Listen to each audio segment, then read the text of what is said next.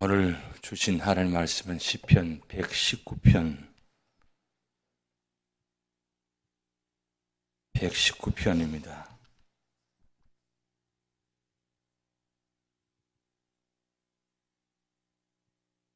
한 절씩 교독하도록 하겠습니다. 시편 119편 1절에서 8절까지만 교독하도록 하겠습니다. 행위가 온전하여 여호와의 율법을 따라 행하는 자들은 복이 있으며 여호와의 증거들을 지키고 전심으로 여호와를 구하는 자는 복이도다.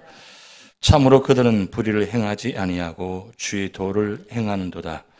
주께서 명령하사 주의 법도를 잘 지키게 하셨나이다. 내 길을 굳게 정하사 주의 율례를 지키게 하소서.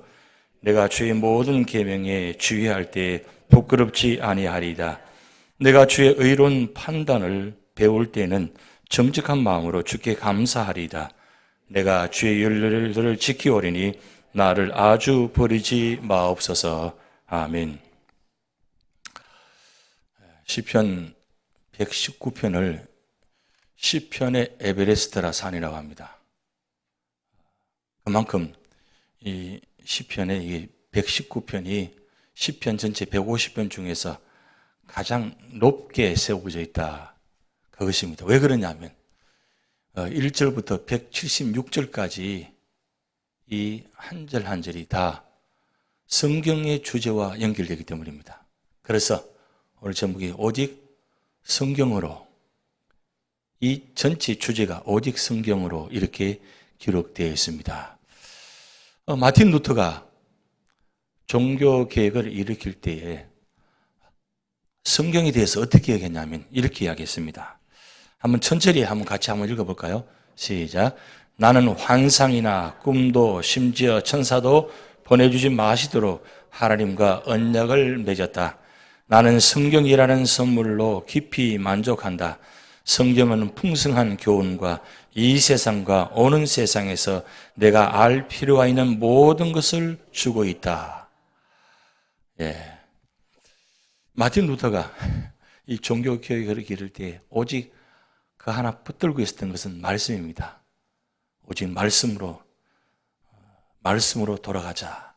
그걸 하는 모토로 삼았는데 그만큼 이 마틴 루터에게는 말씀이 그를 사로잡았고 그를 이끌어갔고 그를 변화시켰고 그에게 능력을 주기 때문에 환상이나 꿈도 심지어 천사도 보내지 말라고, 안 보내셔도 된다고, 환상 안 봐야 된다고, 꿈 안 꿔도 된다고.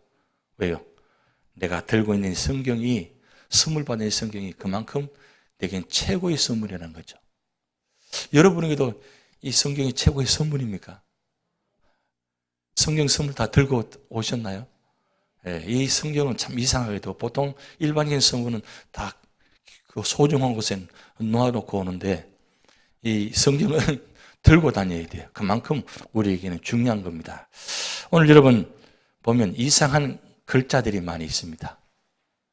여러분 유인물 보시면 뒤편에, 유인물 뒤편에다가 여러분 보시도록 크게 확대해 놨는데 잘 보이십니까?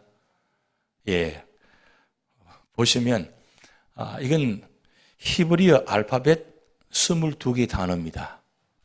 이 22개 단어인데 오늘 시편 119편이 히브리 알파벳 22개를 8절씩 해가지고 묶어가지고 22연으로 만들어 놨습니다. 그래서 한번 이때 아니면 언제 읽어보시겠습니까? 한번 히브리어 단어 알파벳 22개를 한번 천천히 한번 같이 읽어보시겠습니다. 그 위에 단어가 한글로 써져 있습니다. 같이 천천히 읽습니다. 시작. 알렙, 베트, 기멜, 달렛, 해, 와우, 자인, 헤트, 테트, 요드, 카프, 라멧, 맴, 눈, 사맥, 아인, 페, 차데, 코프, 레시, 쉰, 타우. 이 22개인데, 저도 이거 신학교 1학년 때 이 히브리어 헬라를 다 배웠습니다. 굉장히 히브리어가 힘든 단어입니다. 배우기도 힘들고 해석하기도 힘든데, 참 오랜만에 이 단어를 여러분께 나눠드렸는데, 사실 이 원어를 해석을 주로 성경을 많이 보기 때문에 이 단어가 의미가 굉장히 중요합니다. 그런데 여러분 보시면 1절에서 8절까지, 9절에서 16절까지, 17절에서 24절까지 이렇게 8절씩 묶어가지고 이 한 단어를 연결시켜 놓았습니다. 이 뜻은 1절에서 8절까지 이 알렙이라는 단어를 1절, 2절, 3절, 4절, 5절, 6절, 7절, 8절 단어를 시작할 때 이 알렙이라는 단어를 같이 연결해서 첫 머리에 이 글자를 써서 연결합니다.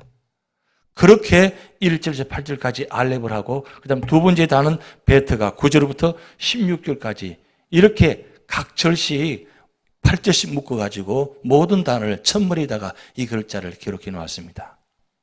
그런데 왜 그러면 이렇게 이 히브리어 알파벳 22개를 연결식해서 이렇게 기록했느냐? 이걸 우리가 세 가지 의미를 꼭 알고 계셔야 됩니다. 첫째로는 어떤 의미가 있냐면 원래 교훈적인 의도로 이 시편 119편이 써졌다는 겁니다. 쉽게 말하면 알파벳을 처음 배우는 학생들을 가르치려면 이 알파벳 단어를 사용해야만 사실 쉽게 배울 수 있다는 거죠. 그래서 이 알파벳 단어를 처음 배우는 학생들을 가르치기 위해서 의도적으로 이 말씀을 기록했다는 겁니다. 그래서 1절부터 176절까지 각 8절씩 묶어가지고 알파벳 단어 22개를 연결시켜서 계속 반복해서 가르치게 되면 배우는 학생들이 쉽게 히브리어 22개 단어를 외울 수 있다는 겁니다. 한 단어만 하고 지나가면 1절, 그 다음 2절에는 두 번째 단어 이렇게 넘어가면 기억하기 어려운데 8절씩 묶어서 계속해서 배우다 보면 176절까지 가게 되면 이 22개의 단어가 외워진다는 겁니다. 유대인들의 교육이 이만큼 철저하게 교육을 시킵니다. 이 단어를 그만큼 소중하게 한다는 거죠. 근데 왜 그렇게까지 하느냐? 두 번째입니다. 두 번째 의미가 하나님의 율법, 즉 토라가 인간의 삶의 기본이라는 겁니다. 기본인데 ABC라고 주장하고 있다는 겁니다. 결국 이 히브리어 알파벳 22개가 결국 이 토라의 기본이 되어서 모든 걸 연결시킨다는 겁니다. 그래서 이스라엘 민족들은 자신의 삶을 표현하는 문짝의 기본 글자를 총망라해서 하나님의 율법을 이야기하는 겁니다. 이 22개 단어가 결국 어디에 연결되느냐? 하나님 말씀과 연결시켜서 단어 한 단어도 하나님 말씀과 연결시켜서 모든 것을 출발한다는 겁니다. 그래서 시작부터 마지막까지 모든 단어의 종 목적은 하나님의 말씀에 연결시킨다는 거예요.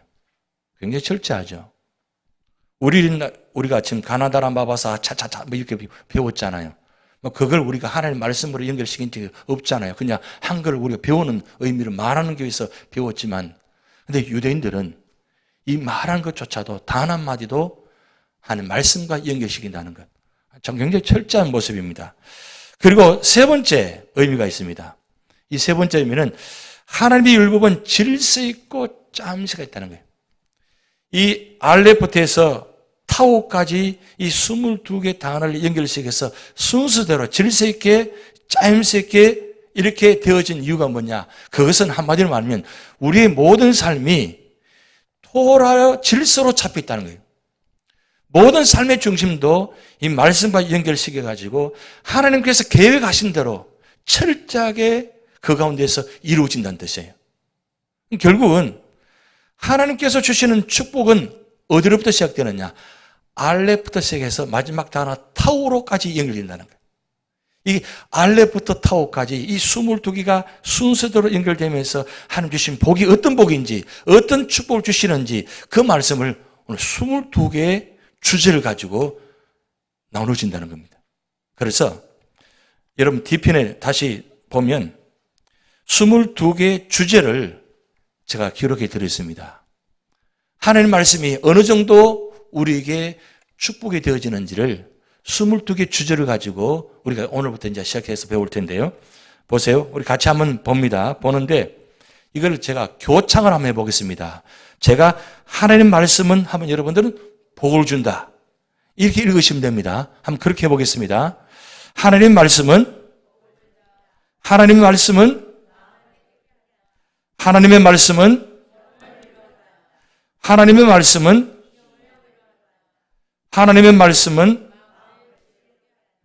하나님의 말씀은 하나님의 말씀은 하나님의 말씀은 하나님의 말씀은 하나님의 말씀은 하나님의 말씀은 하나님의 말씀은 하나님의 말씀은 하나님의 말씀은 하나님의 말씀은 하나님의 말씀은 하나님의 말씀은 하나님의 말씀은 하나님의 말씀은 하나님의 말씀은 하나님의 말씀은 하나님의 말씀은 자, 누가 만약에 여러분에게 하나님의 말씀이 어떤 말씀이냐고 물으신다면 22가지를 대답해 드리면 됩니다. 다 기억하시겠습니까? 그래서 처음과 끝은 우리가 기억할 수 있잖아요. 처음에 시작은 하나님의 말씀은 복을 준다. 복하면 우리는 어떻습니까? 너무 좋아하는 단어잖아요. 하나님의 말씀은 복을 준다. 그런데 마지막 22번째 하나님의 말씀은 결단하게 한다. 뭘 결단한다고요? 그때 가봐야 알죠. 자, 마지막 가서 알 수 있는데 중요한 건 하나님의 말씀이 물론 더 정리하면 더 많습니다.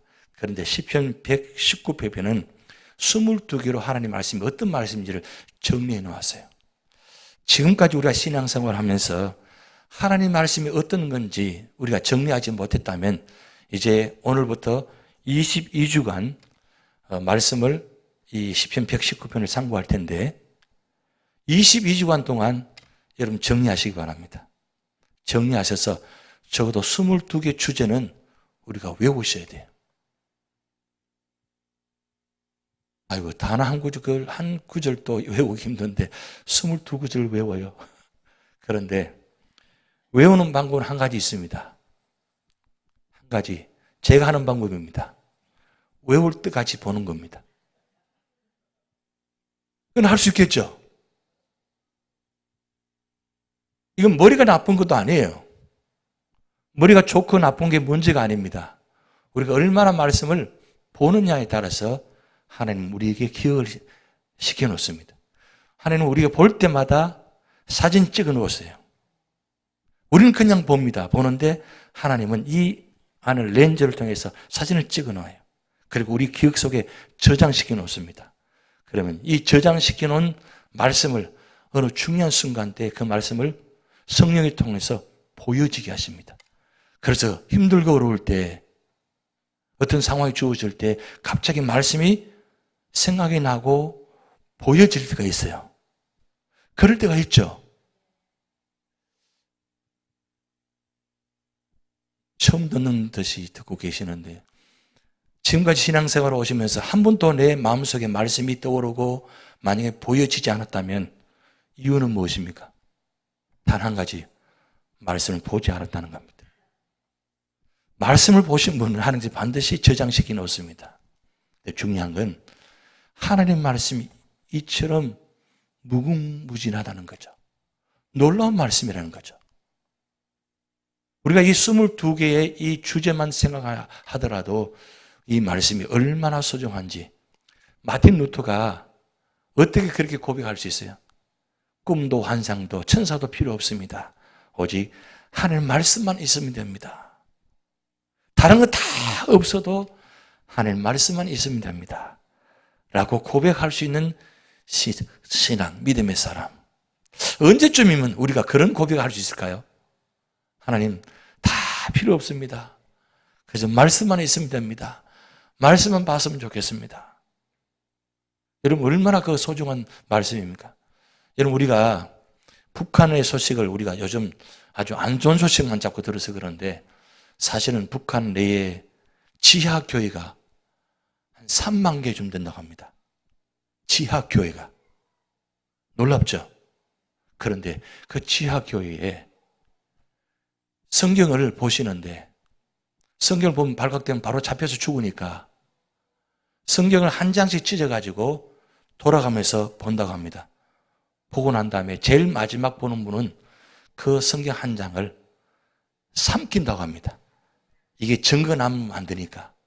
그래서 삼키는데 그 종이를 삼키면 얼마나 힘듭니까? 그런데 그 종이를 서로 삼키려고 서로 내가 마지막 순서가 되겠다고 하는 거예요. 왜요?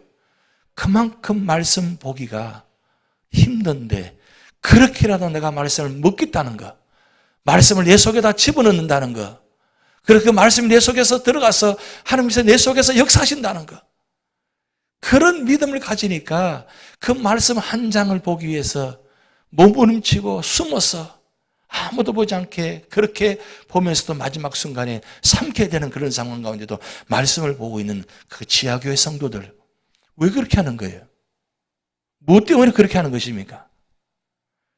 결국 말씀이 나를 살리고 말씀이 나를 인도하기 때문입니다. 그래서 그분들은 이 말씀을 무장하였기 때문에 어떤 것에도 두려워하지 않는 거예요. 말씀 읽다가 붙잡힌 사람들 아버지 탄광으로 들어갑니다. 용광로 앞에서 일을 합니다. 그럼 다 녹아지는 거죠. 뼈가 다 녹는 가운데도 그들은 마지막까지 예수 그리스도를 잡고 말씀을 붙들고 있는 그들의 믿음이 신앙. 그래서 용광로가 두렵지 않은 겁니다. 그분들이 그 신앙 고백을 탈출해서 나와서 간증한 분들 이야기를 많이 들었습니다. 그만큼 말씀이 그런 긴급하고 위급하고 그렇게 힘든 상황 가운데도 말씀이 그를 살린다는 거예요. 근데 오늘 우리는 너무 편한 세상에서 편한 곳에서 말씀을 읽고 있잖아요. 그럼에도 말씀을 보면서도 우리는 말씀을 제대로 믿지 않고 말씀대로 따르지 않고 말씀대로 실천하지 않은 모습들을 보면서 오늘 우리 교회가 이 시편 119편을 통해서 22주간 동안 다시 한번 말씀으로 들어가서 종교개혁을 일으키듯이 우리 교회가 다시 한번 영적 대각성 운동이 일어나고 말씀의 운동이 일어나서 말씀 앞에 거꾸로 지고 말씀 앞에 역사가 나타나고 말씀을 통해서 변화받고 말씀을 통해서 힘을 얻어가지고 세상에서 승리하는 그런 믿음의 성도가 되기를 주님의 이름으로 축복드립니다. 오늘 1절부터 8절까지 여러분 보시면 각 절마다 이 단어가 이 말씀과 연결되어 있습니다. 여러분 1절 말씀 보면 이렇게 기록되어 있습니다. 행위가 온전하여 여호와의 율법을 따라 행하는 자들은 복이 있음이요. 여기에 여호와의 율법 그 단어에다가 밑줄을 그어 놓으시기 바랍니다. 여호와의 율법. 지금 이 성경의 단어를 8절까지 각자 다른 모습으로 지금 다른 단어로 표현하고 있습니다. 사실은 의미는 같습니다. 그런데 보세요. 각 절마다 성경에 관한 말씀을 다르게 표현하는데 8절까지 할 수 있다는 건 놀랍지 않습니까? 그래서 1절에는 이 여호와의 율법, 이 토라입니다. 그리고 2절 보면 여호와의 증거들을 지키고 전심으로 여호와를 구하는 자는 복이 있도다. 여호와의 증거. 이 여호와의 증거는 뭡니까? 우리가 언약궤를 다른 말로 증거궤라고 합니다. 왜 증거궤라고 하느냐? 그 언약궤 안에 증거물이 있습니다. 그게 바로 십계명 두 돌판입니다. 이거는 언약의 증거입니다. 그래서 증거궤, 언약궤, 법궤라고 다 표현합니다. 그건 다 같은 의미입니다. 이 두 돌판을 가지고 법이라고도 하고 언약이라고 하고 증거라고도 합니다. 왜? 하나님께서 우리에게 주신 선물인데 이 하나님 주신 이 율법의 10가지는 법이잖아요. 법인데 이 법은 언약입니다. 언약이라는 것은 반드시 약속을 지키는 자는 축복이고 지키지 않는 건 심판하신다는 그 언약의 말씀. 그리고 이 말씀은 반드시 모든 사람들에게 증거가 된다는 거예요. 이 말씀 읽고 지키는 자에게는 하나님께서 증거의 역사를 나타난다는 거죠. 봐라, 저 사람 봐라, 저 교회를 보라고. 하나님의 말씀을 지키고 말씀을 준행하는 교회는 하나님 축복하신다. 근데 말씀이 떠난 교회는 반드시 심판을 당한다, 무너진다. 그걸 보여주고 있다는 거예요. 그래서 여러분, 이 교회는 지금은 언약궤는 없습니다. 지금 우리 언약궤 대신 두 돌판 대신 앞에 이 성찬상 위에다가 이 성경 말씀을 올려놓았습니다만은 사실은 이 성경책도 중요하지만 결국은 이 건물 자체가 바로 상징적인 의미가 뭡니까? 하나님께서 임재한 자리입니다. 결국 하나님 말씀이 임재했다는 것은 비록 언약궤가 없다 할지라도 하나님 임재하는 그 자리는 바로 증거가 된다는 거죠. 그래서 교회는 세상의 증거입니다. 세상에 이 교회를 통해서 모든 사람들에게 하나님 살아계심을 증거하는 교회가 되는 거예요. 그리고 그 교회 안에 증거되는 교회 안에 출입하는 모든 성도들이 세상 속에서 증거자가 되는 겁니다. 그래서 증인이라고 합니다. 우리를 증인이라고 합니다. 사도행전 1장 8절 말씀 우리 같이 한번 외워볼까요? 오직 성령이 너희가 임하시면 너희가 권능을 받고 예루살렘과 온 유대와 사마리아와 땅끝까지 이르러 내 증인이 되리라 하시니라. 무슨 증인입니까? 바로 말씀의 증인입니다. 예수 그리스도의 증인입니다. 그걸 지금 오늘 2절 말씀에 증거라고 했어요. 그런데 오늘 1절, 2절 말씀에 어떤 사람이 복 있는 사람이냐? 그걸 한마디로 정의해 놓았어요. 한마디로 말하면 말씀을 지키고 준행하는 자가 복 있는 자다. 시편 1편에 복 있는 사람은 악인의 길을 따르지 아니하고 죄인의 길에 서지 아니하고 오만한 자의 자리에 앉지 아니하며 오직 여호와의 말씀을 주야로 묵상하는 자로다. 시편 1편과 바로 시편 119편이 연결되는 말씀입니다. 왜 시편 119편이 시편의 에베레스산이라고 하느냐? 바로 말씀이 최고봉이라는 거예요. 말씀이 최고봉입니다. 왜냐하면 모세오경에 최고봉이 있어요. 모세오경에 에베레스산이 하나 있어요. 우리가 말씀 훈련 받을 때 우리가 배웠었는데 기억나실지 모르겠습니다. 신명기 28장. 신명기 28장이 바로 말씀을 지키는 자에게는 축복, 말씀을 지키지 않은 건 불순종하는 자는 심판. 그 말씀이 기록되어 있습니다. 결국은 말씀이 우리를 이끌어가는데 진정한 복 있는 사람은 말씀을 가지고 지키는 자가 복 있는 자다 그랬어요. 그렇다면 우리 1절 말씀 보면 행위가 온전하여 여호와의 율법을 따라 행하는 자들은 복이 있으며, 그러면 이 말씀 앞에 나를 한번 적용시켜 보시기 바랍니다. 나는 과연 복 있는 사람인가? 복이 있을 가능성이 있는 사람인가? 아직 복된 사람이 아닌지 여러분 구분되어지죠. 그런데 보면 행위가 온전하여 그리고 여호와의 율법을 따라 행하는 자들은 복이 있으며, 그런데 시작의 단어가 말씀을 따라 행하는 자가 아니라 행위가 온전하여. 여러분 바나바 신약 성경에 그 유명한 인물이죠. 바울보다도 더 바나바가 좋아하는 사람 많습니다. 왜 바나바를 좋아하느냐? 바나바는 모든 사람을 세우는 사람이에요. 그런데 바나바를 칭하는 말은 단어가 나오는데 그는 착한 사람이요 성령과 믿음이 충만한 사람이다. 이렇게 표현해놨어요. 바나바를 바라볼 때 성령 충만한 사람, 믿음이 충만한 사람이요 착한 사람이요 라고 기록되지 않고 착한 사람이요 성령 충만하고 믿음이 충만하다 그랬어요.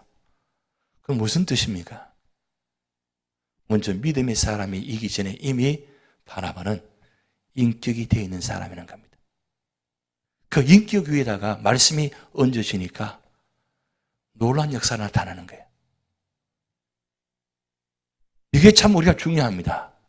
그래서 제가 지난 주일날 예배 때 설교할 때 성격으로 사지 마시고 성품으로 사십시오 라고 말씀드렸습니다. 굉장히 중요합니다. 성격이 나타나게 되면 결과가 어떻게 되는지, 성품이 나타나면 결과가 어떻게 되어지는지 우리 삶의 현장 속에 우리는 매일매일 겪고 있습니다.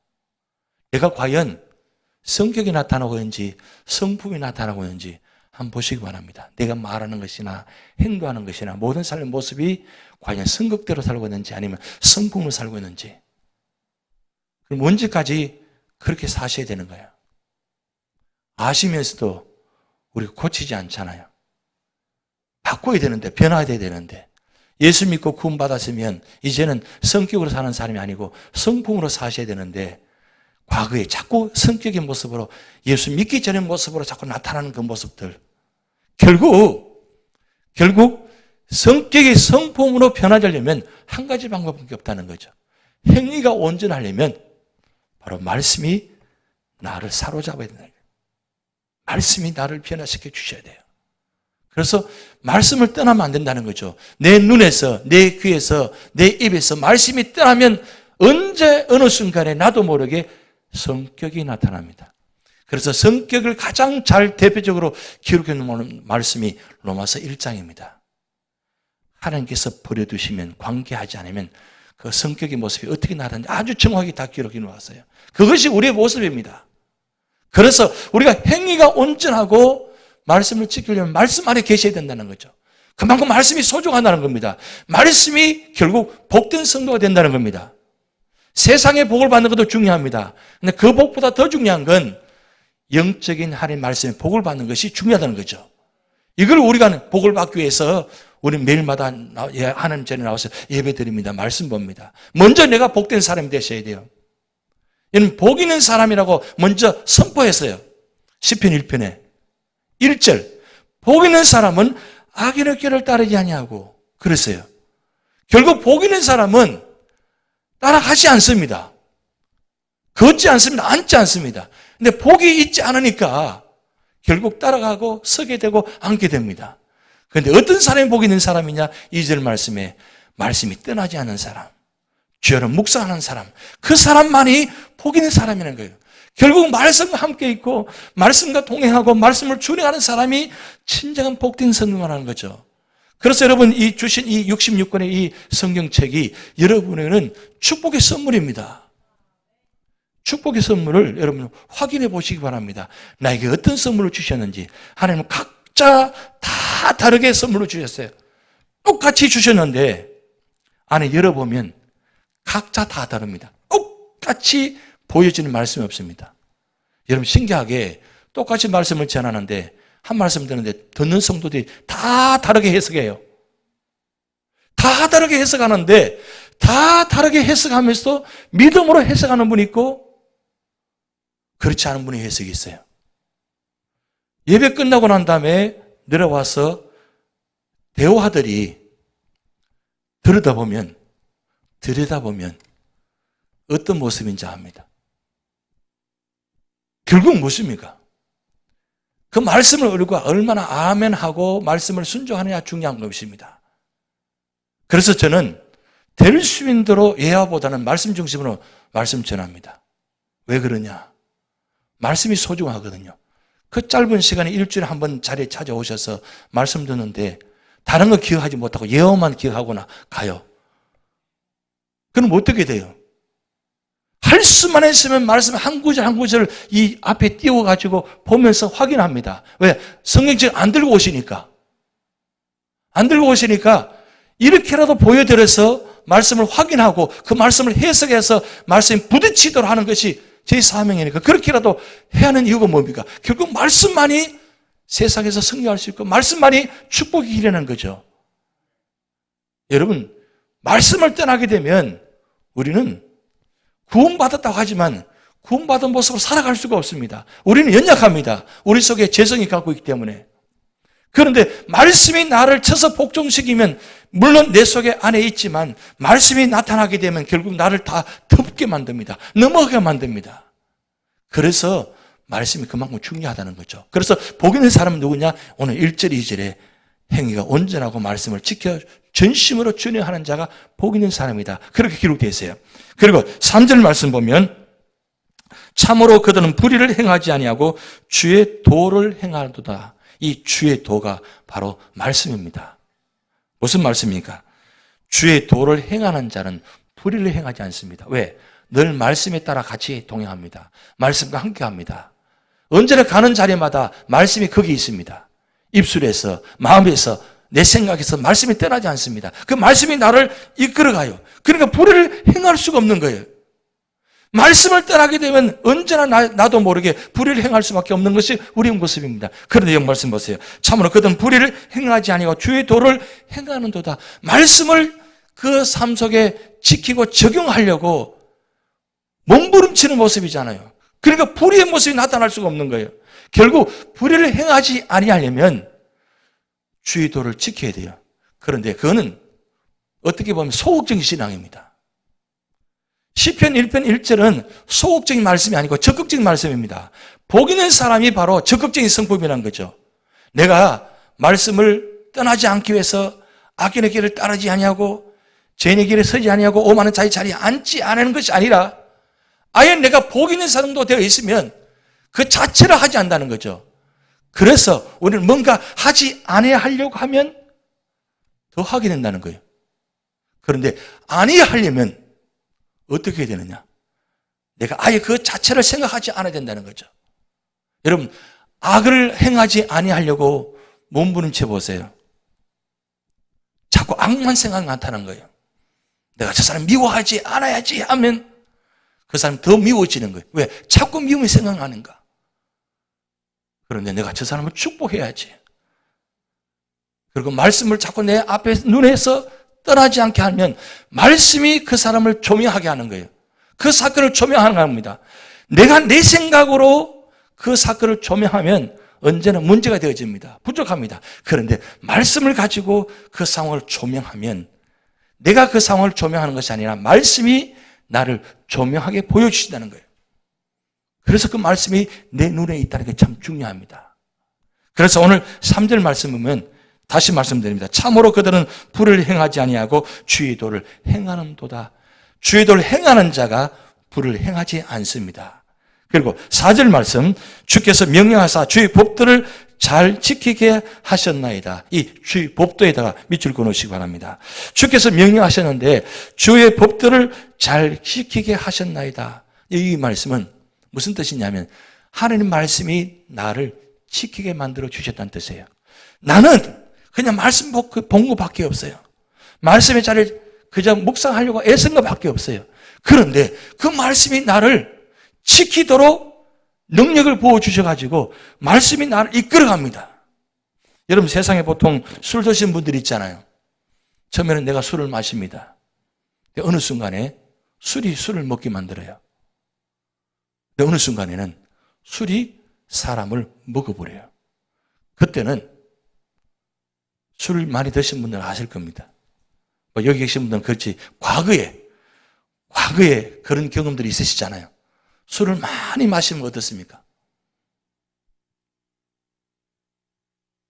내가 아니에요. 술이 나를 먹어버렸기 때문에 술이 나를 이끌어가 버립니다. 그럼 술은 역할은 정신없게 만듭니다. 문제를 일으키게 만듭니다. 그런데 여러분, 에베소서 말씀은 성령의 술에 취하라 그랬거든요. 비유해 놨습니다. 성령이 우리를 사로잡으면 술은 우리를 망하게 만들고 넘어지게 만드는데 성령의 역사는 말씀은 우리를 세워지게 만든다는 겁니다.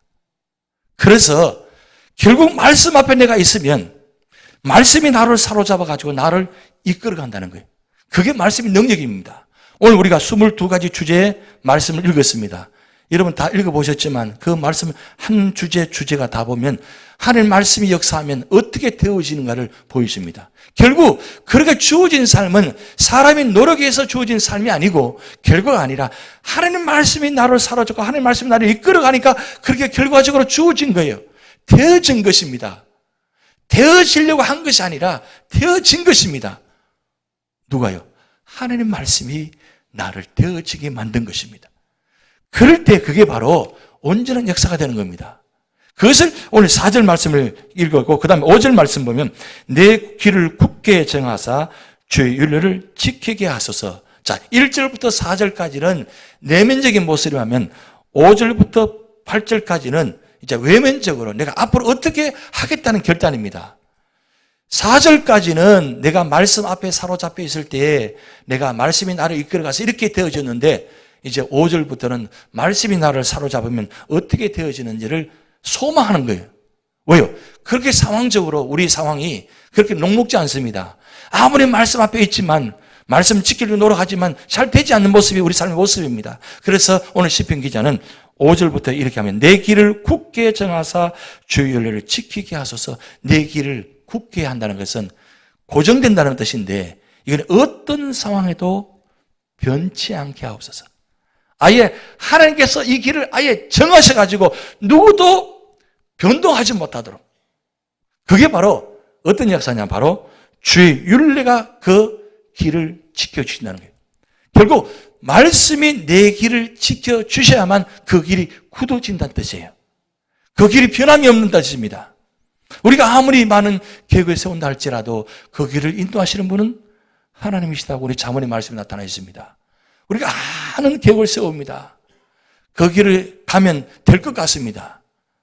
그런데 결국 그 길을 축복하시는 분은 하나님이십니다. 특별히 선택한 성도는 하나님께서 어떤 모습이든 간에 하나님께서 그 길을 굳게 만드시고 지키시고 역사하십니다. 그래서 오늘 시편 기자는 내 길을 굳게 정하사 주의 율례를 지키게 하소서. 그 다음 6절 말씀 우리 같이 읽어보겠습니다. 내가 주의 모든 계명에 주의할 때에는 부끄럽지 아니하리이다. 이 부끄럽다는 단어가 우리가 한 가지 생각해 볼 단어입니다. 부끄러울 때가 언제냐? 하나님 말씀 앞에 있지 않고 실수하고 넘어져 있을 때 그 모습이 부끄러운 모습이에요. 이 부끄러운 모습은 바로 에덴 동산에 아담과 하와가 말씀에 순종하지 않을 때 자기 자신을 보니까 부끄럽다 그랬어요. 왜 부끄러운 거예요? 말씀 안에 있을 때는 자유함이 있었어요. 은혜가 있었어요. 그런데 말씀을 떠나게 되니까 나의 본 모습이 드러났다는 거죠. 그게 바로 인간의 모습입니다. 하나님께서 우리를 만드실 때 우리 속에다가 아름다운 모습을 심어주셨습니다. 그런데 우리의 겉모습은 흙입니다. 흙은 완전하지 않습니다. 보세요. 아담과 하와가 속에 있는 것보다 겉을 보니까 부끄럽다 그랬어요. 왜 그런 거예요? 말씀을 떠나게 되면 결국 우리는 부끄러운 존재밖에 되지 않습니다. 아무리 폼 잡고 아무리 치장하고 화장하고 변장한다 할지라도 하나님의 말씀을 떠나면 그것이 아름답지 못합니다. 오히려 추합니다. 그런데 치장하지 않아도 화장하지 않아도 변장하지 않아도 언제나 은혜스러운 모습, 보기만 해도 그저 좋은 모습, 그 모습이 될 때에 부끄러운 모습이 되지 않습니다. 여러분 성경에는 그 부끄럽지 않고 아름다운 모습을 보여준 한 사건이 있잖아요. 모세가 시내산에 8번 올라갔다가 내려온 후에 마지막 8번째 금식 기도하고 두 돌판을 밟고 내려왔을 때 그 모습이 광채가 났다 그랬어요. 왜 그렇습니까? 하나님께서 바꿔주셨잖아요. 바꿔주시니까 모습이 너무너무 아름다운 거예요. 오히려 빛이 나서 광채가 나서 보통 사람이 볼 수 없을 정도로 그런 모습이 됐다는 거죠. 그런데 말씀을 떠나버리면 추악한 모습이 됩니다. 모세가 마지막 120살 때에 가데스 바나에서 그 무리바 물 사건 때에 그 모습, 그렇게 아름답고 그렇게 빛이 나는 그 모습이 이때는 가장 추악한 모습으로 바뀌어져 버리는 모습. 우리 인간은 그럴 수 있다는 거예요. 예배 드릴 때는 굉장히 아름다운 모습처럼 살아가지만 실제 삶 속에는 우리 모습이 돌변할 때가 많잖아요. 바뀔 때가 많잖아요.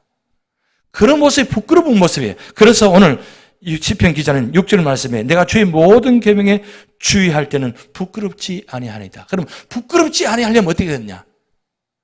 주의 모든 계명 그 밑줄 그으시기 바랍니다. 주의 모든 계명에 주의할 때는, 이 주의한다는 것은 살핀다는 뜻입니다. 어떻게 하면 말씀을 지키려고 하고 말 한마디라도 행동 한 번이라도 어떻게 해요? 말씀대로 말하려고 하고 말씀대로 지키려고 하는 모습, 그게 바로 주의하는 모습이에요. 여러분 이 정도로 그렇게 되어 부끄럽지 않은 모습이 됩니다. 여러분 참 신기한 건, 놀라운 건 믿는 성도들이 타락하고 교회를 떠나면 정말 추해요. 참 이상하죠. 그렇게 열심히 신앙생활로 예배 드리고 그렇게 기도하고 그런 예배 교회 안에서 이루어진 모습들은 참 아름다웠는데 여러분 어느 순간 세상에서 교회를 떠난 분들 모습 만나면 어떻습니까? 그렇게 가까웠던 분인데 그렇게 좋았던 분인데, 그렇게 은혜스러웠던 분인데 어느 순간에 만났다 보니까 얼굴이 달라져 있어요. 그리고 그분이 대하는 태도가 달라요. 아니, 어제까지 같이 10몇 년간 같이 교회 안에서 신앙생활 했는데 어떻게 그렇게 바뀔 수 있나요? 어떻게 그렇게 달라질 수 있나요? 우리 교회 다른 교회는 다 하나님 다른가요? 다르지 않잖아요. 똑같이 믿는 하나님이잖아요. 근데 왜 그렇게 달라지는 거예요? 여러분, 그 무슨 뜻입니까? 그건 하나님 안에 있지 않다는 뜻입니다. 말씀 앞에 있지 않다는 뜻입니다. 그러니까 말 한마디, 표정 대하는 모습이 전혀 다른 모습이잖아요. 여러분, 그래서 오늘 시편 기자가 진정한 복 있는 성도는 부끄럽지 않게 해달라고. 그게 모든 삶의 자리가 되셔야 됩니다. 그런데 그렇게 하려고 한다고 되나요? 그게? 그렇게 되면 얼마나 좋겠습니까? 말하는 것도 천사의 말하는 것처럼 하고 행동하는 걸 우아하게 좀 하면 얼마나 좋겠어요. 근데 그 나를 내가 조절이 안 되잖아요. 시간이 가면 갈수록 조절이 안 돼요. 그럼 어떻게 해요? 방법은 하나밖에 없습니다. 주의 계명 앞에 있을 수밖에 없다는 거죠. 결국 말씀을 떠나게 되면 결국 이렇게 부끄러운 모습이 된다는 거죠. 그것을 소극적으로 하지 말고 좀 적극적인 신앙으로 가졌다는 거예요. 그래서 첫 번째부터 네 번째까지 어떻게 소극적인 면인데 다섯 번째부터 여덟 번까지는 어떻게 보면 적극적인 신앙의 모습이에요. 자꾸 뭔가 안 하려고 하면 더 안 해지는 것이 아니라 더 해져버리는 것이 우리 인간의 모습입니다. 근데 그렇게 안 하려면 어떻게 돼요? 결국 말씀 앞에 설 수밖에 없다는 거죠. 그래서 7절 말씀 우리 같이 있습니다. 내가 주의 의로운 판단을 배울 때는 정직한 마음으로 주께 감사하리이다. 여기 주의 의로운 판단 밑줄 그으시기 바랍니다. 이 판단의 의미가 두 가지 의미가 있습니다. 이 주의 의로운 판단은 의롭게 하는 모습들을 바라본다는 뜻이 있고, 그 다음 두 번째 의미는 심판한다 의미가 있어요. 주의 의로운 판단하는 것은 내가 어떻게 정직하게 마음을 갖고 있는지 살펴보는데 그건 내 스스로도 나를 잘 알 수 없어요. 근데 하나님은, 말씀은 나를 살필 때 안다는 거죠. 말씀이 나를 판단하는 거예요. 그래서 율법의 역할은 죄를 심판하는 역할이 아니라 죄를 깨닫게 하는 역할입니다. 근데 이 죄를 깨닫게 하는 역할을 유대인들은 어떻게 합니까? 심판으로 그 율법을 무기로 삼아버린 거예요. 그래서 정죄합니다. 근데 이게 교회 안에 들어오면 좀 기도 생활 많이 하고 좀 말씀 많이 읽고 봉사 많이 하면 어느 순간에 율법적인 사람이 돼요. 보니까 아니 나는 이 상황에도 이렇게 하는데 왜 저분은 저렇게 하지 않느냐. 아니 장로님이, 권사님이, 집사님이 그럴 수 있나요? 이렇게 말이 나와요. 왜 그러냐? 내가 지금 좀 봉사한다는 거예요. 내가 지금 좀 하고 있다는 거예요. 내가 좀 기도한다는 거예요. 좀 말씀 많이 읽는다는 거예요. 그래서 자꾸 나를 기준을 두니까 자꾸 비교해야 되는 거예요. 좋은 쪽이 아니라 비판적으로 된다는 겁니다. 그런데 여러분, 내가 판단하시면 안 돼요. 판단은 누가 하지 않느냐? 하나님이 판단하시는 거예요. 말씀이 판단하게 하셔야 돼요. 근데 말씀이 판단하면 먼저 내 속에 죄를 깨닫게 해줍니다. 말씀 앞에 서지 않으면 내가 죄인지 아닌지 깨닫지를 못해요. 그런데 말씀 앞에 있으면 어느 순간에 내가 이 모든 일 때는 내가 잘못되었구나. 내가 잘못했구나. 라고 결론이 나아져요. 그런데 말씀 앞에 있지 않으면 언제나 너가 잘못했다는 거예요. 나는 잘못한 거 하나도 없는데 당신이 잘못했다는 거예요. 그런데 말씀 앞에 서 있는 사람은 말씀이 나를 판단해 주니까 나의 잘못을 깨닫게 해주는 거예요. 그래서 말씀 앞에 있게 되면 주의 의로는 판단하게 하신다는 거예요. 내가 판단하지 마시기 바랍니다. 말씀이 나를 판단하게 해서 그 판단대로 깨닫게 되면 내가 겸손해 주시다는 거죠. 그리고 8절 말씀 같이 읽습니다. 내가 주의 율례들을 지키오리니 나를 아주 버리지 마옵소서. 여러분, 율법의 마지막은 뭔 줄 아십니까? 율법 마지막은 심판입니다. 예수님께서 마지막 재림에 오실 때, 재림이 주러 오실 때는 우리 요한복음 5장 38절에 의인에는 생명의 부활로, 그리고 악인들은 심판의 부활로 나온다 그랬어요. 결국 율법의 법의 마지막은 심판입니다. 그런데 믿는 자에게는 심판이 아니고 생명의 부활입니다. 믿지 않은 자에게는 심판의 부활이 되는 거죠. 심판이 주어진다는 겁니다. 그래서 여기 말씀, 내가 말씀을 떠나서 버림을 당할까? 그렇게 말씀 앞에 서 있는 모습, 버림을 당하지 않기 위해서 서 있는 모습, 과연 그럴까요? 이 시편 기자가 마지막 절을 이 말씀을 기록하면서 8절에 버림을 당하지 않기 위해서 내가 말씀을 읽습니다 라고 그렇게 기록했을까요? 아닙니다. 혹여 내가 부지불식간에 말씀을 떠나서 이렇게 심판을 당하지 않게 해달라고 기도하는 겁니다. 나도 내가 잘 모르니까 어떤 상황이 주어지면 나도 그렇게 하고 싶지만 되어지지 않는 것이 나의 모습이라는 거죠. 그래서 내가 나를 잘 알 수 없기에 결국 말씀이 나를 잘 아시기에 말씀 앞에서 떠나지 않아서 버림당하지 않는 그런 믿음의 성도. 그래서 결국 무슨 반대로 말씀드리면 결국 말씀을 통해서 축복받는 성도. 그래서 1절 말씀에 말씀 지킨 자는 복이 있다 그랬어요. 결국 무엇입니까? 결국 하나님 말씀은 복을 준다는 말씀이에요. 하나님 말씀만이 진정한 복이라는 말씀입니다. 이미 여러분들은 복받은 성도입니다. 이제 복받은 성도니까 복받은 성도로도 이제 살아가셔야 돼요. 복을 많이 받았어요. 엄청 복을 받았는데 그 복을 나누지 않아요. 그래서 누가복음 6장 38절에 주라 그리면 주실 것이요 후히 되어 누르고 흔들어 넘치도록 하여 너에게 안겨주시리라. 이런 복받은 성도로서 복을 나누시기 바랍니다. 그럴 때 에스겔 39장에 성전에서 축복의 물이 흘러 넘쳐가지고 저 밑에 다 채워져서 강을 헤엄쳐서 하는 것처럼 이 교회에 들어오는 모든 성도들이 말씀의 강에 푹 잠기셔가지고 거기서 자유함을 누리고 거기서 기뻐하는 성도, 그런 예배 자리 교회가 될 줄 믿습니다.